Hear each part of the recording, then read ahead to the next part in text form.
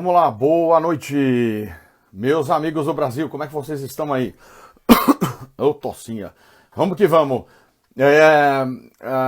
Comecei a olhar aqui o material, a decisão do Supremo de hoje na DI 6363 e falei, vamos abrir uma live para discutir o tema. Sei que hoje tem concorrência, sexta-feira sextou, tem galera indo pra balada virtual, tem show de sertanejo, tem não sei o quê.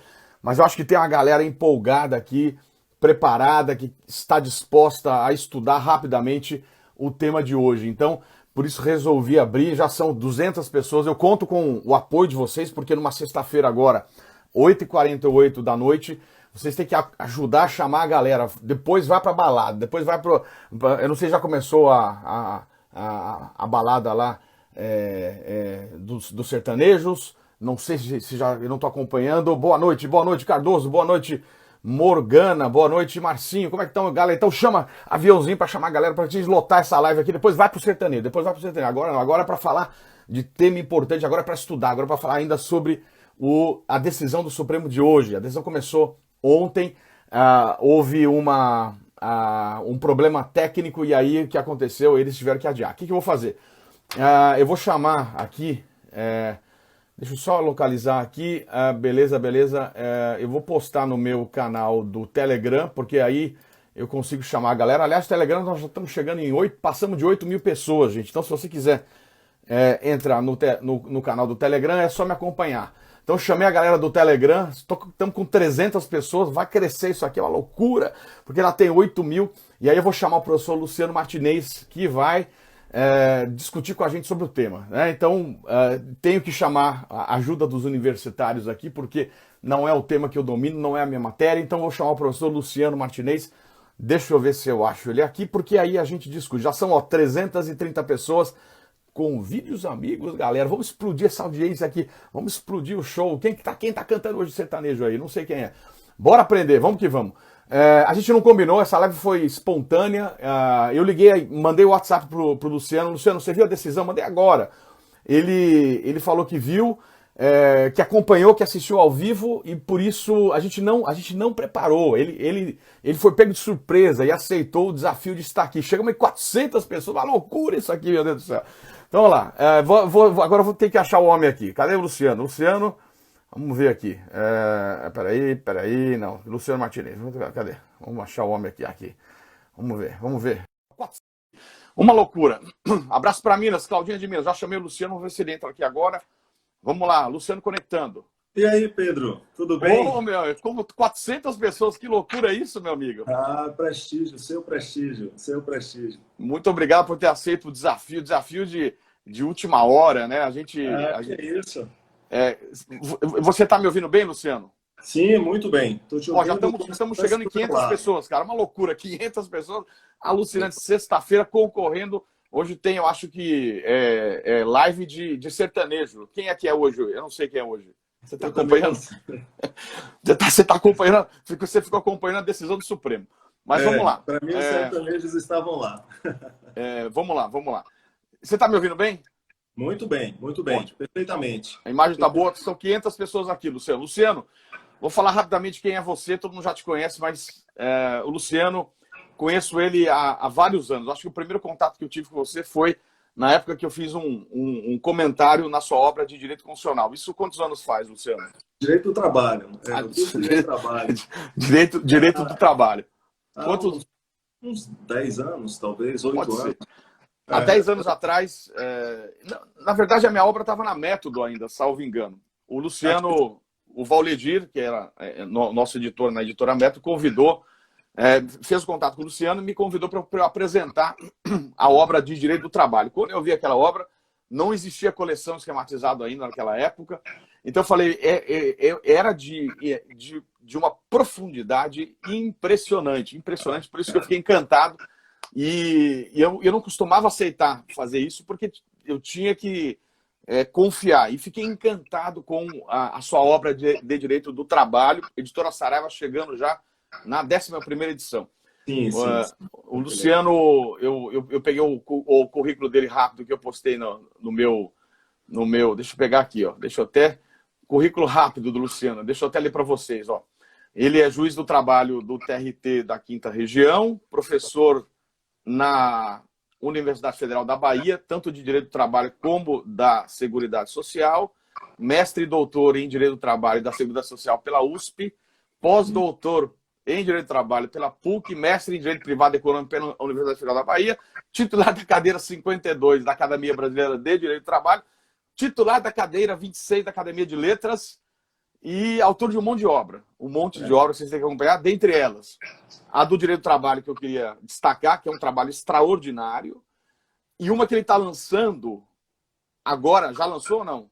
Sim, já lancei, mas como os tempos são diferentes, está em forma de e-book. O trabalho nos tempos do coronavírus. Meu amigo, que coisa. Que coisa. Eu dou até uma sugestão. Se dá para estar atualizando ela sempre com as decisões, né? Porque, olha, isso é uma coisa para pensar, uma ideia com a Saraiva. Eu não sei como funciona isso, mas senão a gente faz live. A gente faz live porque o tema hoje já tem a decisão nova. Mas ela está toda atualizada. A decisão de hoje não fez com que ela fosse modificada, não, porque nós já imaginávamos que fosse isso mesmo. É sobre isso que a gente vai falar e sobre isso que a gente vai tratar. Então, eu vou introduzir, Luciano, o assunto, porque depois eu vou só ouvir, porque quem é o craque aqui, o especialista é você. Tá, o assunto é o seguinte, o assunto envolve a medida provisória, a MP 936, se você quiser falar alguma coisa sobre ela, depois você vai desenvolver, sim, que instituiu o Programa Emergencial de Manutenção do Emprego e da Renda diante da pandemia que a gente vive hoje. Essa é o norte da MP 936. E aí foram propostas algumas medidas judiciais, dentre elas a de 63, que discute basicamente o artigo 11, parágrafo 4º. Artigo 11, parágrafo 4º da MP 936 diz o seguinte: os acordos individuais de redução de jornada do trabalho e de salário ou de suspensão temporária do contrato de trabalho, pactuados nos termos da MP, deverão ser comunicados pelos empregadores ao respectivo sindicato laboral no prazo de até 10 dias contados da data da sua celebração. Ou seja, acordo individual de redução da jornada do trabalho e do salário e suspensão temporária do contrato do trabalho, mera comunicação ao sindicato laboral, ponto, sem nenhuma outra formalidade. Sim. Apesar desta literalidade, o ministro Lewandowski, no julgamento da cautelar 6363, que se implementou no dia 6 de abril, confirmado seu entendimento nos embargos declaratórios do dia 13 e julgado ontem, na sua decisão confirmada também, o Supremo terminou o julgamento hoje, dia 17, o ministro Lewandowski, Sua Excelência, entendeu, na verdade, discutiu ou analisou esse dispositivo à luz de alguns dispositivos da Constituição, que eu destaco. Artigo 7º, inciso 6, inciso 8, inciso 26, artigo 8º, inciso 3 e 6. E, basicamente, o inciso 6 tem uma literalidade inquestionável. Não se discute a literalidade do 7º, inciso 6, que eu vou ler. O artigo 7º, inciso 6 da Constituição diz: são garantias do trabalhador a irredutibilidade do salário, salvo o disposto em convenção ou acordo coletivo. O texto é muito claro, ele exige convenção ou acordo coletivo. Sim. E 2, inciso 8. Duração normal. 13, inciso 13, obrigado. Duração do trabalho normal não superior a 8 horas diárias e 44 semanais, facultada a compensação. Agora veja, a redução da jornada mediante acordo ou convenção coletiva do trabalho. Isso. De trabalho. Literalidade inquestionável. Ele exige na Constituição, literalmente, perfeito, a convenção ou acordo coletivo de trabalho. A liminar vai nesse sentido, em certa medida. Ele diz, na liminar, na verdade, ele faz uma interpretação conforme a Constituição e estabelece. Eu vou ler já a decisão final dele. Isso posto, com fundamento nas razões que ele desenvolve na cautelar, defiro a cautelar para dar interpretação conforme ao artigo 11, parágrafo 4º da MP, de maneira a assentar que os acordos individuais de redução de jornada de trabalho e de salário ou de suspensão temporária de contrato de trabalho deverão ser comunicados pelos empregados ao respectivo sindicato laboral no prazo de até 10 dias corridos do acordo já celebrado, contado da data da sua celebração, para que, então, o sindicato, querendo, deflagre a negociação coletiva, importando a inércia em anuência com o acordado pelas partes. Muito bem. A decisão do Supremo de hoje foi no sentido de negar o referendo a cautelar, a liminar de Sua Excelência. A gente teve, nesse sentido de negativa, com o voto de divergência aberto pelo ministro Alexandre de Moraes, 7-3. Esta foi a decisão da Corte. Entendendo que estamos diante, até postei lá no meu Instagram, chamando para a live de agora, são 530 pessoas, coisa maravilhosa. Meus amigos estão preocupados em se preparar mesmo. Podem chamar, né? Isso é bom demais. Ele falou de um momento excepcional e, nesse sentido, entendeu que, em razão do momento excepcional, a previsão do acordo individual é razoável, pois garante uma renda mínima ao trabalhador e preserva o vínculo de emprego ao fim da crise. Segundo Sua Excelência, a exigência de atuação do sindicato, abrindo negociação coletiva ou não se manifestando no prazo legal, geraria insegurança jurídica. Então, resumindo, né, eu posso dizer, não sei se essa é uma frase aí, agora vai entrar você para dar o show aí, explicar, que eu também quero entender bem. Posso dizer, então, que a decisão da maioria do Supremo é no sentido de que a medida provisória... Olha a frase, deixa eu refazer essa frase, porque ela é muito perigosa para quem pegar só o contexto, mas me parece que a medida provisória está, na sua literalidade, prevalecendo sobre a regra literal da Constituição, porque a Constituição exige a convenção ou acordo coletivo para essas situações de redução de direitos, vamos chamar assim. Então, o que eu queria que você falasse, Luciano, primeiro, eu queria que você explicasse um pouquinho o que é ou como funciona essa convenção ou esse acordo coletivo e essa atuação do sindicato para negociação coletiva. Rapidamente, desse uma aula para a gente explicando o que é isso, porque eu não conheço. Confesso que faz muito tempo que eu estudei isso aqui, eu não me lembro exatamente o procedimento e qual é a lógica disso na normalidade. E depois que você entrasse na excepcionalidade da pandemia, tentando justificar se você concorda ou não com o que disse o Supremo. Está com você, meu amigo. Bom, inicialmente, uma negociação coletiva é uma negociação que é feita através de associações que representam os trabalhadores, que são chamadas de sindicatos, e empresas singularmente consideradas ou associações que representam as empresas. A Constituição de 1988, como muitas constituições do mundo, identificaram os sindicatos como gestores de crise. Então, na Constituição de 1988, por exemplo, se você visitar os anais da Constituição, você vai ver que durante as discussões da Constituição, da Constituinte de 1988, houve uma discussão travada, até os protagonistas foram o José Serra e o Lula, que foi presidente da República. Essa discussão ela se residia num ponto específico. Esses dispositivos que foram por você mencionados, eles tinham uma previsão de que era possível reduzir salários por força de lei também, não somente por força de negociação coletiva. Mas a Assembleia Constituinte entendeu que essas circunstâncias precisavam ser negociadas com o gestor da crise. Isso foi visto em outros dispositivos. O artigo 8º, inciso 3º, é muito poderoso, forte mesmo, porque ele menciona que cabe ao sindicato a defesa dos interesses coletivos e os individuais da categoria. Então, a Constituição ela foi toda, digamos, organizada no sentido de que, havendo crises entre o capital e o trabalho, os sindicatos seriam os intermediários.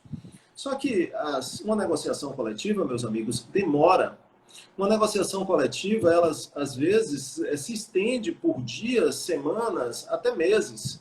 e nós não teríamos o tempo suficiente necessário para fazer isso.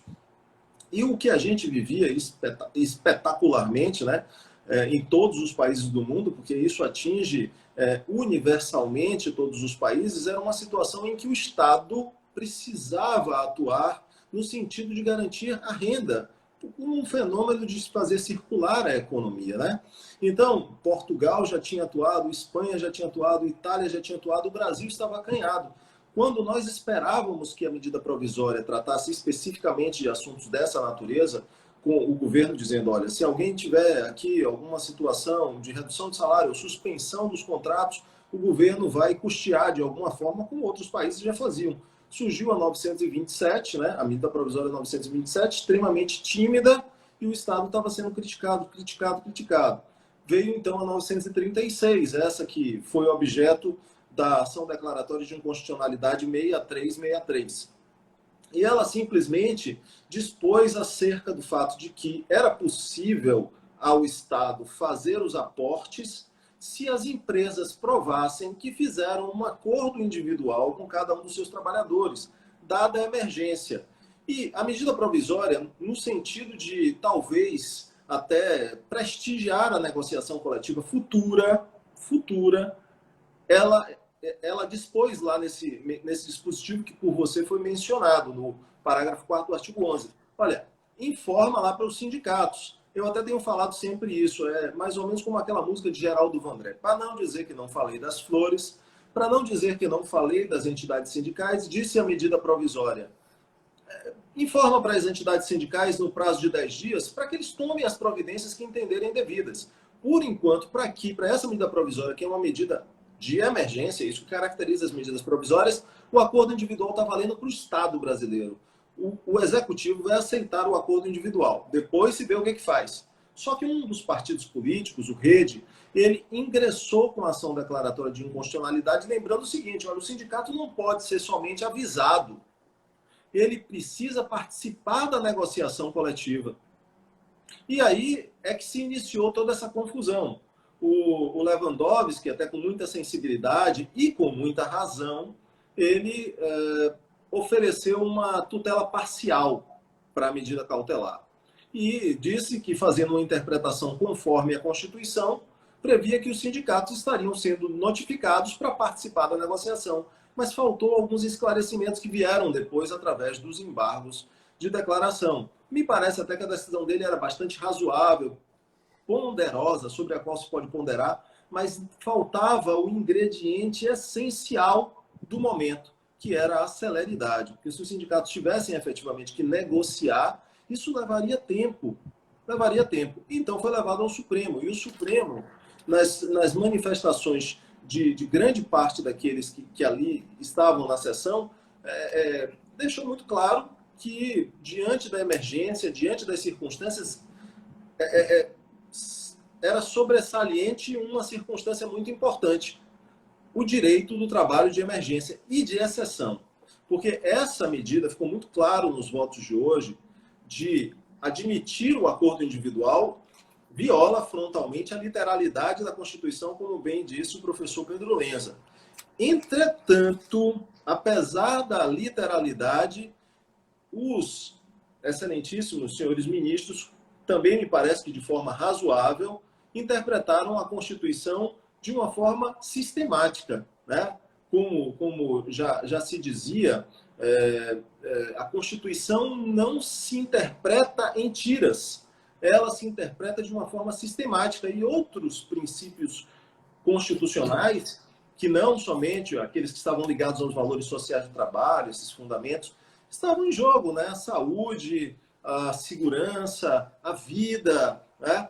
Então, e até mesmo a atividade econômica das empresas. Por isso, o Supremo Tribunal Federal, na lição de Eros Roberto Grau, interpretou a Constituição de forma sistemática e não em tiras. E a gente esperava muito, Pedro, por essa manifestação do Supremo. Nós, da área jurídico-trabalhista, esperávamos muito, porque o Supremo nos garante segurança, nos garante que ninguém vai decidir contra o que ele decidiu, porque o Supremo, como disse Rui Barbosa, meu conterrâneo, Rui Barbosa, senador da República em 1914, disse lá em uma sessão do Senado, discutindo com o senador gaúcho Pinheiro Machado, ou Plínio Machado, ele disse lá que o Supremo tem a prerrogativa de ser o último a errar. Então, o Supremo, ainda que errado esteja, e ainda que muita gente entenda que assim é, ele pelo menos manifestou o monopólio da última palavra. E isso estabiliza a sociedade e causa, de uma certa forma, um estado de conformação, um estado de aceitação, que é importante para uma sociedade democrática. Luciano, muito obrigado aí pela explicação, né, panorâmica, né, e por essa visão, né. Agora, nós temos uma preocupação, Pedro. Nós, da área trabalhista, temos uma preocupação muito grande, porque esse direito do trabalho de emergência, isso que a gente entende como uma situação pontual, que se justifica diante das circunstâncias do momento, pode significar um ponto de fragilidade na estruturação do próprio direito do trabalho. Ou seja, pode significar o início de uma verdadeira fratura, porque tememos a perenização de regras dessa natureza, porque os sindicatos eles são muito importantes para a sociedade. Eles promovem o conflito, e por mais estranho que possa parecer, o conflito é essencial para o desenvolvimento da sociedade. E isso que a gente chama de direitos sociais, né, que se edificaram desde a metade do século XIX para cá, e tiveram seu boom no século XX, é fruto dessa luta dos trabalhadores. Foram eles que conseguiram, foram eles que edificaram todos os direitos sociais e fizeram o Estado em si sair daquela justiça comutativa que tinha lá dos direitos individuais e passasse a ter uma justiça distributiva, um Estado que oferecesse não somente oportunidades de trabalho lá com o seu dever de proteção, os seus deveres, né, de efetivação, como também saúde, assistência social, previdência social, educação, desporto, absolutamente todos os que estão contidos na nossa ordem social. Isso é fruto da luta desses caras que são hoje considerados tão incômodos, mas foram eles que edificaram isso. Está na história, está na nossa história. A gente não pode jogar fora tanta coisa que a gente constituiu em anos e anos de luta. Luciano, talvez pela minha falta de experiência na área do trabalho, né? Eu tenho... Bem. Mandou bem. Explicou tudo.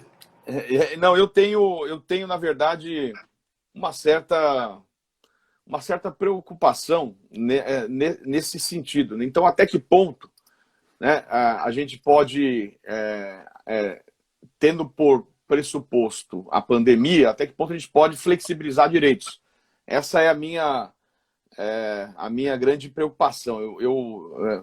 Tem sido falado agora, eu acho que é o grande tema hoje, né, diante da pandemia, e foi resgatado aqui em alguns textos. Eu vi até um autor no Conjur, Ricardo Max, resgatando essa passagem, mas ele traz ali uma lembrança, né, que na entrada, na época da ditadura, na entrada do CODE de São Paulo, na década de 70, havia uma placa com os seguintes dizeres: contra a pátria não há direitos. Então, eu tenho, talvez pela minha falta de experiência da demora, de todo esse outro lado que se coloca, eu tenho uma certa preocupação no seguinte sentido: qual é o limite para que se possa, eventualmente, tendo por pressuposto a emergência, né, essa situação de anormalidade, até que ponto a gente pode flexibilizar as regras. E eu gostei muito da sua observação. Existem outros valores aqui envolvidos, como saúde, segurança, vida, que talvez seja, nesse caso específico, a maneira para me dar essa tranquilidade. eu fiz uma live até com o professor Pamplona, seu Sim. colega. Sim, meu irmão, meu amigo. Seu irmão, é verdade. Vocês são muito sensacional, Pamplona. E eu, num primeiro momento, eu vinha no sentido de... ele colocava, ele talvez colocasse que a decisão do Lewandowski não era a melhor. E eu fui um pouco resistente, entendendo que eu ficava com a literalidade do texto. Mas essa sua explicação está me fazendo olhar com outros olhos, né? Porque de fato existem outros valores, saúde, segurança, vida, atividade econômica, que eventualmente esta demora e esta urgência que a gente precisa, porque as pessoas... primeiro que a empresa não tem como pagar, não tem caixa hoje. Eu estou falando das pequenas, médias, as grandes multinacionais é diferente. Mas a realidade é que a empresa não tem como pagar um mês de salário seguinte, não tem como segurar a bomba. Né? Sim, então, essa realidade. E o empregado, ele tem que receber porque tem que pagar sua conta que está ali vencendo e o filho para alimentar. Essa é a nossa realidade. Então, realmente, se você começa a ponderar esses outros valores, isso me dá mais, vamos dizer assim, mais tranquilidade emocional para dizer, não, de fato, dá para se afastar a literalidade do artigo 7º, justificar por outros valores, e aí, claro, em cada caso a gente poder analisar, porque não dá para simplesmente, à luz da pandemia, aí as MPs que o presidente vai editar agora podem ser de qualquer tamanho.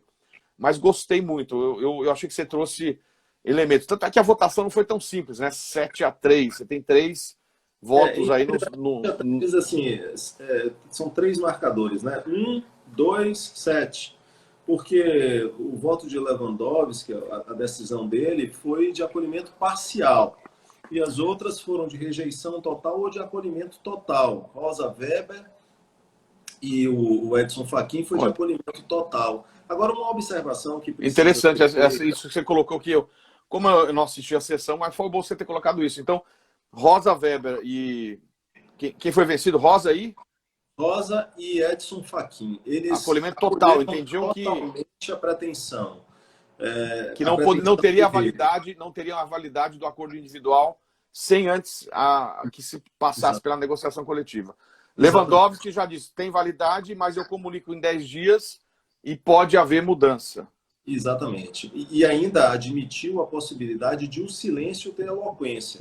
O silêncio justificava o acordo individual. Pronto, aí dava segurança jurídica. Se dissesse, já estava aceita. Agora, o que a gente tem é apenas o acordo individual, mas a interpretação que me parece mais consentânea, até para dar respeito à Constituição, é entender isso como um ponto de exceção, como uma exceção. Porque essa não é a regra. Em qualquer outra circunstância, para haver diminuição de salários e para haver redução de jornada com redução de salário, porque se você diminui a jornada só de um empregado seu, ótimo, ele vai te dar um abraço até. Ele vai ficar muito feliz. E se você mantiver o salário. O problema é você reduzir a jornada com a redução de salário, que é menos nefasta, é verdade, do que simplesmente a redução do salário. Mas alguns acabam sofrendo isso, por exemplo, trabalhadores que não têm controle de jornada, acabam não vendo concretamente essa redução de jornada.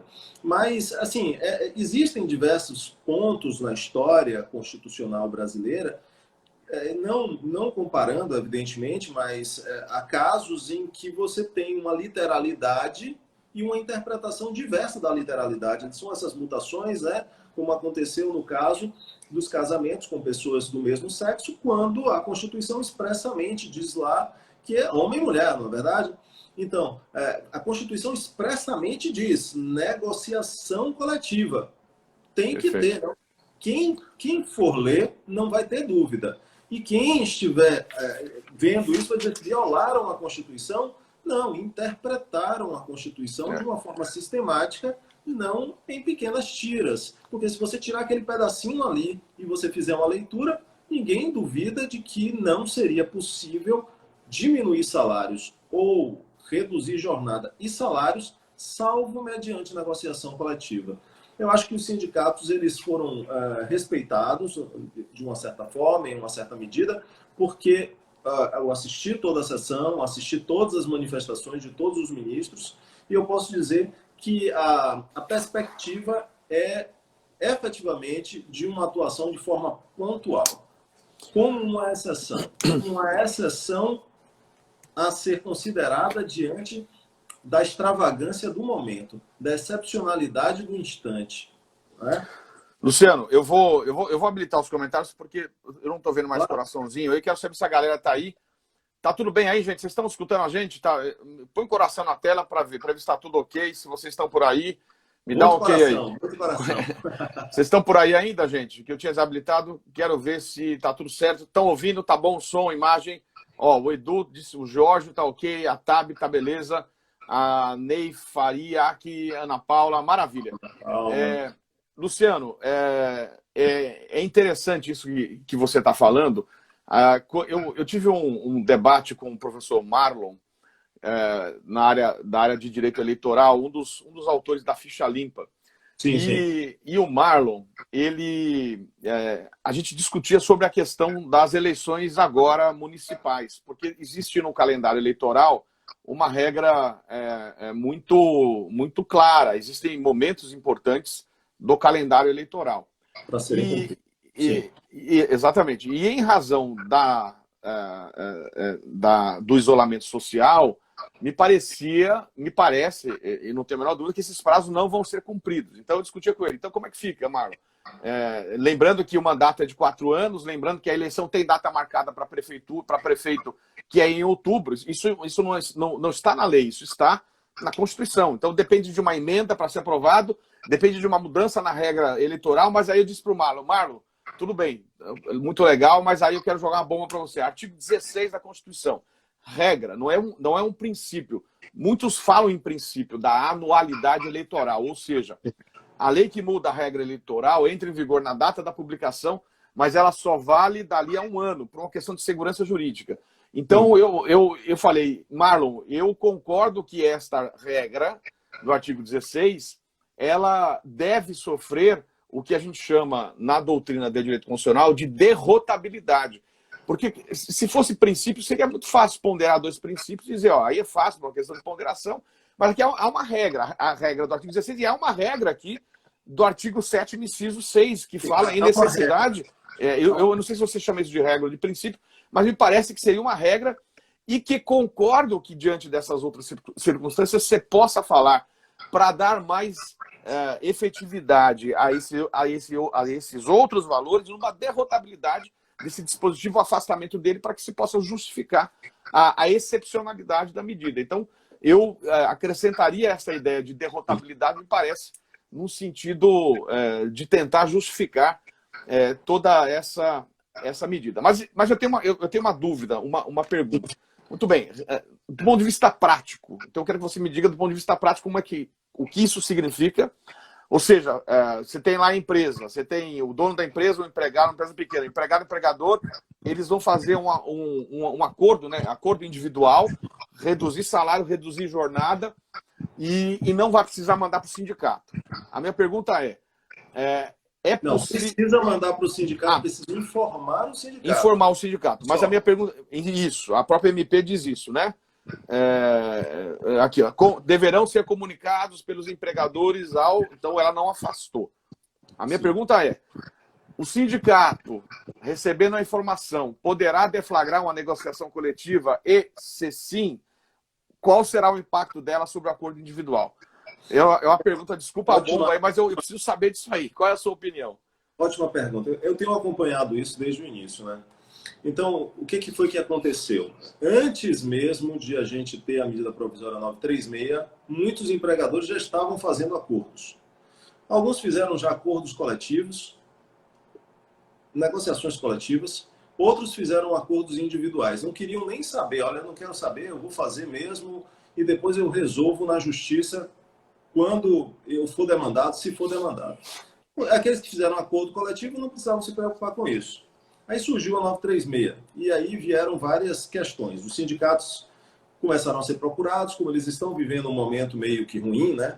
Claro. É um momento, é um ocaso, né, da entidade sindical por conta de quebra de financiamento, de contribuição sindical, essas coisas todas que aconteceram, eles estavam até fechados e muitos não estavam mesmo em funcionamento. Então, nem se achava. Muita gente perguntando, o que eu faço para informar esse sindicato? Aí eu dizia, manda por e-mail. Né? A 927 consagrou a forma de comunicação eletrônica. Aliás, a comunicação eletrônica ela vai passar a ser nos tribunais, e a gente já entra no campo processual, tanto as sessões eletrônicas, quanto as formas de comunicação com os magistrados. Eu mesmo já faço carta precatória já há algum tempo através de um WhatsApp. Né? Uau, então, sim, isso economiza uns 2 anos. Mas a nova... ou mais. Imagina, que loucura. Sensacional. Eu já ouvi por carta precatória pessoas que estavam em Trinidad e Tobago, né, que é lá no meio da América Central, pessoas que estavam no Peru e em Portugal. Então, essas pessoas nem seriam ouvidas. Né? Então, se a gente tem os meios, por que a gente não utiliza? Então, a 936, ela previu lá que tinha que informar o sindicato. Já teve uma primeira dificuldade prática. Muita gente, como é que eu vou notificar esse sindicato? Notifique por e-mail. Né? Se ele tem lá até mesmo um Instagram, manda um direct para ele, ou faz alguma coisa, mas printa lá e guarda que você fez, tá? Porque você cumpriu sua obrigação. Aí veio essa decisão do Lewandowski. Então as coisas foram mudando. Com a decisão do Lewandowski, muita gente disse, eu não fiz negociação, os sindicatos começaram a querer colocar algumas dificuldades. Eu só negocio se você fizer outras coisas e outras cláusulas, e começou a complicar. Houve até relatos de entidades sindicais que estavam cobrando taxa para negociar, o que é proibido, né? Isso é uma antissindicalidade. É uma conduta antissindical de natureza sindical. É o sindicato produzindo violação aos direitos de liberdade sindical. Depois de toda essa confusão, a resposta que eu posso dizer é: quem fez o acordo individual, esse acordo individual é suficiente para que o Estado brasileiro pague para um empregado que teve o salário reduzido os valores correspondentes ao BEPER. BEPER é o benefício emergencial de preservação do emprego e da renda. Né? Esse benefício ele vai pagar, o Estado já está pagando, tem gente que já está recebendo. Porque como é que ficou? Então, o empregador vai reduzir o salário dele e o Estado vai complementar? O problema é a amplitude. Né? Essa medida provisória, ela meio que taxou. Olha, você faz redução de 25%, 50% ou 70%. Se você quiser fazer uma redução de 35%, você não pode. Você tem que fazer essas formas. Se você quiser 25, fala de novo, 25? 25, 50 e 70. Se você quiser fazer uma redução de 35%, aí diz a medida provisória, vá fazer mediante negociação coletiva. A medida provisória tem até essas particularidades. Ela reserva para a negociação coletiva algumas situações específicas. Ela mesma, está escrito lá, ela diz, olha, se você quiser fazer negociação, quiser reduzir salários em dimensão diferente desses que eu coloquei aqui, você vai negociar com o sindicato, porque estas formas que eu coloquei aqui são as únicas que eu admito. É por causa de uma questão de logística, né? E o valor, o BEPER, ele não é o seguro-desemprego, mas ele tem como base o seguro-desemprego. Então, o indivíduo ele não recebe de BEPER mais do que o valor do seguro-desemprego, que é R$ 1.800, o máximo, mas ali tem 25%, 50%, 70%. Então, entra naquela sistemática. O que eu digo na prática é que você que está me assistindo, que seja empresário, advogado de empresário, simplesmente você pode se valer do acordo individual. O Supremo já te ressalvou. Você não precisa se preocupar mais. Aí o que pode acontecer futuramente? O sindicato pode chegar e demandar contra mim na justiça e dizer que esse período deveria ter uma negociação coletiva? Este período, não. Porque o Supremo Tribunal Federal, que é o guardião da Constituição e que está autorizado a fazer emendas na Constituição, né? Emendas no sentido não próprio, né? Mas no sentido jurisprudencial, interpretativo, ele tem essa autorização. Então, o Supremo já te ressalvou. É verdade que o Supremo vai ter que analisar o mérito dessa decisão, mas eu não acho que vai ser diferente, porque isso só era medida cautelar, né? Então, não tem a menor dúvida que no mérito eles não tem como. É uma medida cautelar.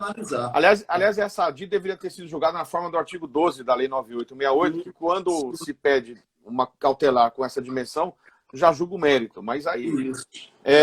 Mas a minha pergunta eu concordo, e acho que é mais um elemento, como são só 3 faixas, eu confesso que eu não tinha lido ela inteira, as outras faixas ainda dependem da negociação coletiva, isso fortalece a nossa tese de derrotabilidade pontual, vamos chamar assim.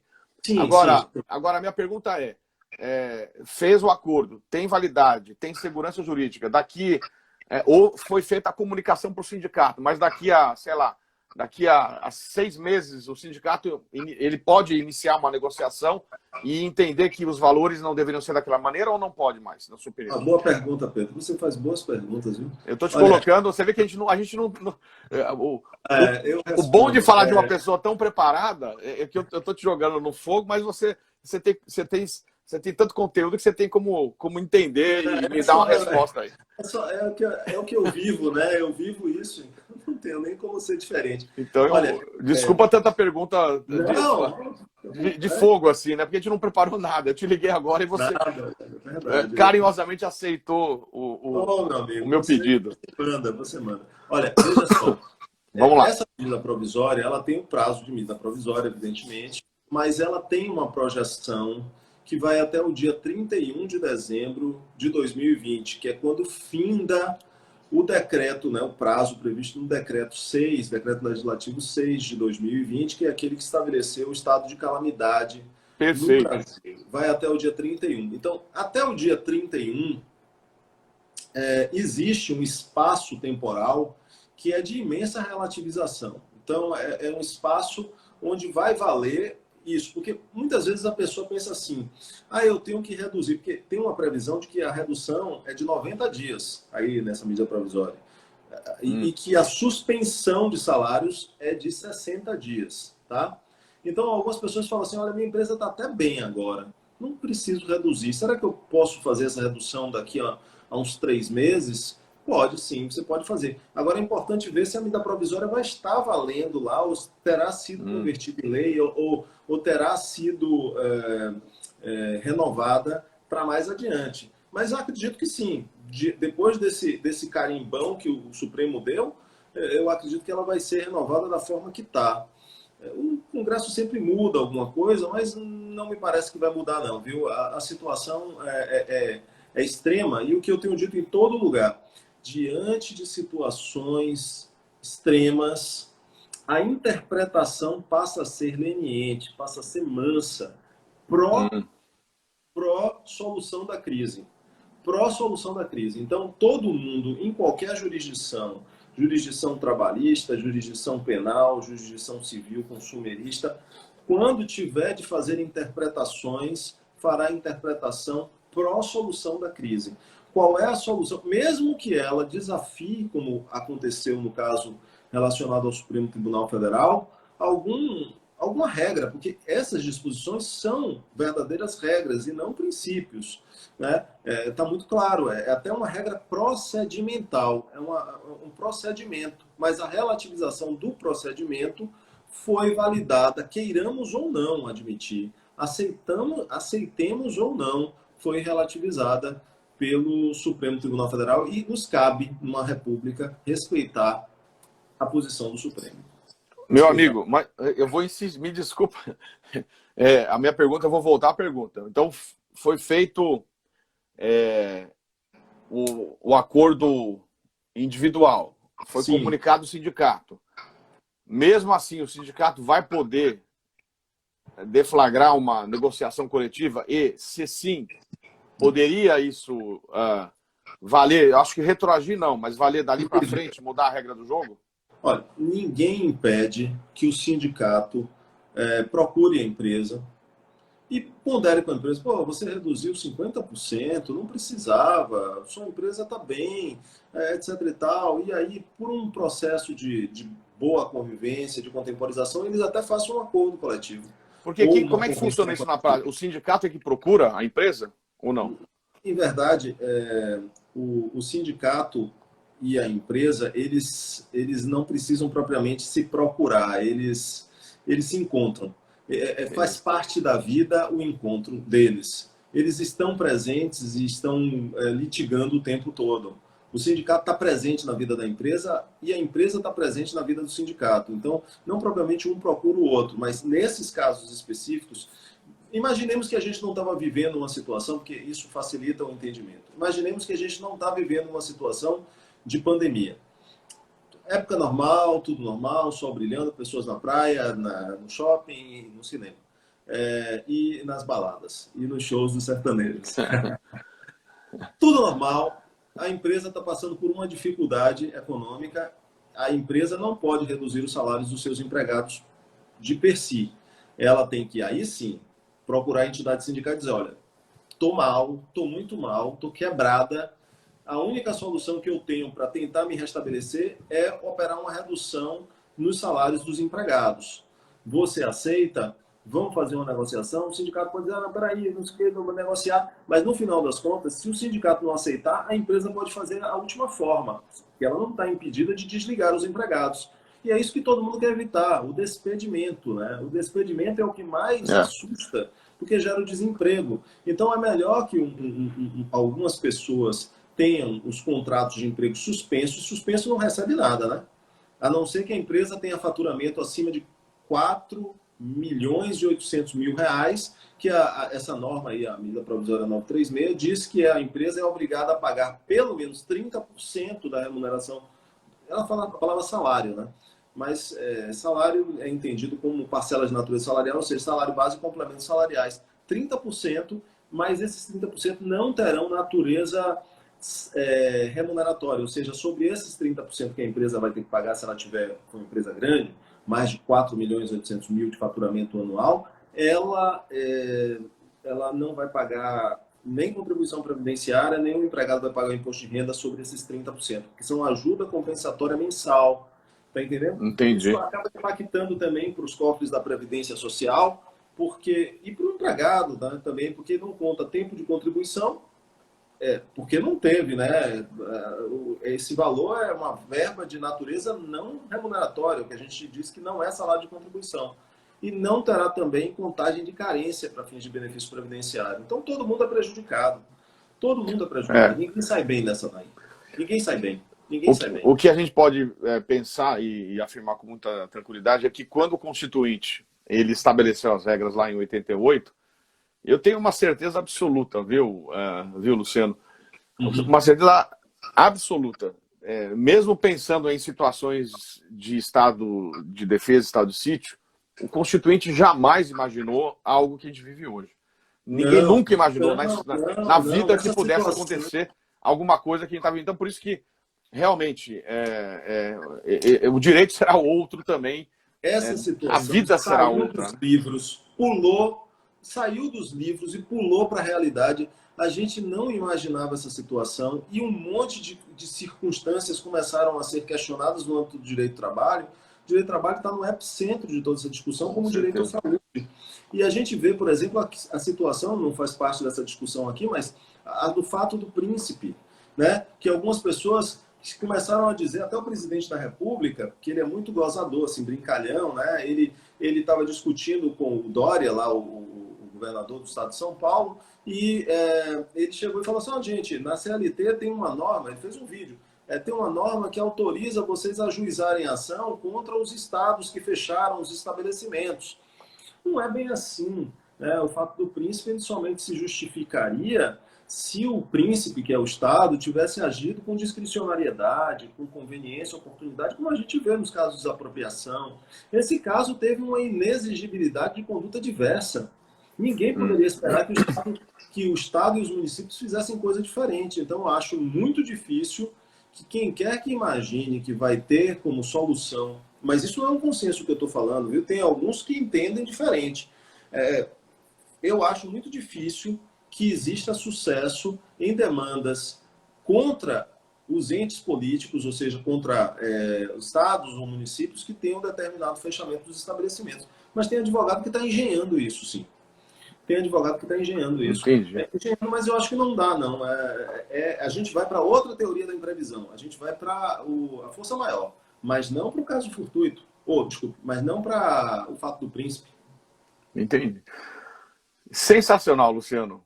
Eu vou habilitar os comentários aqui. Peraí, deixa eu ver se eu consigo aqui habilitar comentário. Agradecer a presença. A gente tem 500 pessoas ao vivo aqui. Estou vendo nosso amigo, nosso colega, o Aurélio Lobão. Fala, Aurélio, professor Aurélio Lobão. Sim, lá sim, de do Teresina. Piauí, sim. exatamente, sensacional. E o pessoal tudo presente aí. Lá. Já, olha, vou dizer, eu tô com saudade dos eventos que a gente ia, palestrava. Já te realmente. encontrei no Ceará, lá também no Piauí, a gente já se encontrou por lá. Com certeza. E o pessoal aí, uma fantástica live. Viu, Alexandre? A gente não combinou. Eu falei, eu vi a decisão, deixa eu ligar lá pro Luciano e ver o que ele acha. Aí ele falou, vamos entrar. Vamos entrar e topou. O Luciano é maravilhoso. A Flávia falando, o Luciano é impressionante. Obrigado, Além da cultura jurídica, a cultura como a cultura que você tem é algo, portanto, que é titular das cadeiras aí, né? Algo impressionante, né? Muito obrigado, viu, Luciano? Então, o pessoal, o Sertão da Bahia está presente. O Cardoso Isidoro adorou a live, foi show a Ana Paula. Olha que legal, viu? Coisas, viu, Pedro? Eu vi que você estava conversando com alguém, não me lembro quem, sobre a medida provisória relacionada ao PIS-PASEP, lembra? Lembra? Não sei. Foi alguém. Eu acho que talvez foi o Pamplona que ele falou alguma coisa, talvez, não sei. Não me lembro quem foi, mas uma curiosidade, já que você gosta de curiosidade, transformar também a live num momento de mais leveza. Sobre o PIS, né? Na década de 80. Interessante. Eu acho que eu vi uma postagem sua que vale a pena você resgatar. Foi genial aquela postagem. Interessante. Resgata pro pessoal. Fala, a MP, que a MP ela juntou. Como é que ela fez? Só para resgatar o assunto. Na verdade, ela juntou os fundos, né? Ela pegou o fundo PIS-PASEP, que já estava unificado, e levou para dentro do fundo de garantia do tempo de serviço. Mas garantiu todos os direitos que existiam antes, não fez sumir direitos nenhum, não. Só para a gestão ser uma só. Então, unificou. Aí eu chamava a atenção das pessoas para o PIS, que o PIS foi criado na década de 70, até mesmo pelos militares, que foram os mesmos que criaram. Os militares tinham um fetiche com o fundo, né? Eles criaram o Fundo de Garantia do Tempo de Serviço em 66 e depois criaram em 70 o fundo do PIS e depois gostaram, botaram para os servidores do PASEP também com uma outra lei complementar. Mas na década de 80, o fundo do PIS, ele tinha uma regra segundo a qual era possível que aquelas pessoas que se casassem pudessem retirar o dinheiro. E o dinheiro do PIS era como se fosse mais ou menos o dinheiro do FGTS, sabe? Estava lá depositado, você fazia saque. E as pessoas na década de 80, assim, mais ou menos 85, começaram a ver que isso era bom e começaram casamentos de conveniência. Sabe disso? De conveniência? Casar, porque quando você casava, você podia levantar isso? Era, exatamente. Você podia levantar como casamento. Aí o que aconteceu? O Cazuza, na época, que era o mestre das palavras não ditas, né? Cazuza deixa escondido em várias canções coisas que a gente só vê depois de muito tempo. Ele dizia lá nessa música, foi gravada inicialmente por Ney Matogrosso, me dê de presente o seu PIS. E muita gente sempre cantava, me dê de presente o seu PIS, me dê de presente o que eu quis, me dê de presente o seu please. E tantas outras coisas, né? Que posso... É uma loucura. Interessante que essa música foi de 85, 86, 85. E a Constituinte de 1988, sabendo desse fenômeno, discutiu isso e colocou expressamente, pode olhar no artigo 239 da Constituição, excluiu expressamente a liberação de valores do PIS por causa de casamento. Olha, não sabia disso. Olha aí, vai na sua Constituição. 239. 239. Eu não costumo olhar esses artigos mais pro final, que eu não entendo nada, viu? Isso é com vocês aí. Isso. Você é Pedro Lenza. 239. E aí, um dos parágrafos, parece que o terceiro, fala justamente de que o casamento não seria mais exigível. Mas o Cazuza tem muitas coisas escondidas nas suas letras. Eu acho que é o parágrafo terceiro, o segundo. Parágrafo terceiro do 239. Achou aí? Eu estou tentando achar aqui. Não estou achando, mas... 239. 239. Para o terceiro, os Parágrafo empregadores. terceiro, acho. Porque eu não estou na Constituição aqui. É. Pode ver, excluiu justamente o casamento como uma regra De levantamento. Tá. de levantamento. É. Mas eu acho que é só abrir aqui o computador que fica tudo mais fácil. Dá um localizar, né? Exatamente. Artigo 239. Ah, meu Deus do céu. 239. Eu acho que eu abri, foi uma emenda constitucional aqui. Aqui. 239. Pois é, meu amigo. E aí é interessante isso aqui. Veja o parágrafo segundo, desculpe. 239, parágrafo segundo. Você pode ler. Vamos ler. Posso ler? Pode. Os patrimônios acumulados do programa do PIS e do PASEP são preservados, mantendo-se os critérios de que nas situações... Mantendo-se os critérios de saque. De saque. Nas Sim. situações previstas nas leis específicas, com exceção da retirada por motivo do casamento. Meu amigo, que loucura, 239, parágrafo 2º. Eu não sabia, e também nunca imaginei que a música tinha a ver com isso. Caraca. Olha isso, gente. Amigos do Brasil, numa sexta-feira, concorrendo com as lives sertanejas, a gente tem um show de conhecimento do professor Luciano. Que maravilhoso. Que legal. Tá bom, Pedro. Você estava completando alguma coisa. Acho que era isso, né? E essa MP agora... Eu sobre música, porque eu gosto muito dessas coisas. Eu fiz pesquisas nos jornais da época que relatavam exatamente essa situação. E o Cazuza tem essa coisa, né? O Leone, que escreveu lá, fez a melodia do Exagerado, né? Ele disse que nunca imaginava que o Cazuza teria dito uma coisa que ele imaginava outra, quando ele falou assim: por você eu largo tudo, dinheiro, carreira, canudo. Tinha aquele lance das drogas, né? Mas que ele não imaginava que fosse assim. Então, Cazuza sempre tem coisas escondidas nas letras. E essa do PIS é mais uma que eu não sei. E do 239, parágrafo 2º, eu não ia ter a menor ideia do que está por trás disso tudo se não fosse essa sua observação aqui. Que show, Luciano. Medida provisória que traz isso. Muitas. A gente vai esperar mais alguma. O pessoal está adorando aí. Olha que legal. Eu queria agradecer, então, você ter aceito. Eu te liguei agora, né? Eu falei que a gente está em home office aqui. Eu vou até brincar com os nossos ouvintes aqui. Quando falei para o Luciano que está um caos aqui, porque eu tenho 3 filhos, é uma confusão. Ele me deu uma informação que aí não tinha como falar. Tem 2 minutos para cair, eu vou contar. Mas o Luciano me disse, posso contar isso? Claro, pô, lógico. O Luciano tem 4 filhas, né? Então, 4, tá certo, né? Porque eu estava desesperado. Letícia, Luísa, Lara e Júlia. Eu falei, eu tava desesperado aqui, falando que os 3 aqui estão destruindo tudo. E a gente tava conversando aí, eles entram aqui, derrubam tudo.